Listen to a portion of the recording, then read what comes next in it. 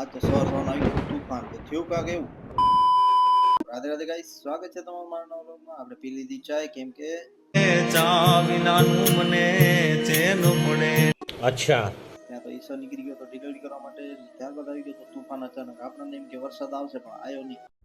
ત્યારબાદ હું આવી ગયો સીધો ઘરે ટિફિન લેવા માટે. તો ટિફિન લઈને પાછો નીકળી ગયો દુકાને જવા માટે. તો દુકાને આવતા તો આપણે જોયું તો અહીંયા આગળ લાઇટ કામ ચાલુ હતું. તો આપણે લગાવવાની હતી ટ્યુબલાઇટ અહીંયા આગળ ત્યાં કામ ચાલુ હતું. તો આપણે જોઈશું બોર્ડ બોર્ડ ખોલી નાખ્યા. ત્યારબાદ ભાઈ મળી ગયા અંદર ઓફિસમાં. ત્યારબાદ આપણે ઘરનો કારીગર કે હું આ પંખો લગાવી નાખું.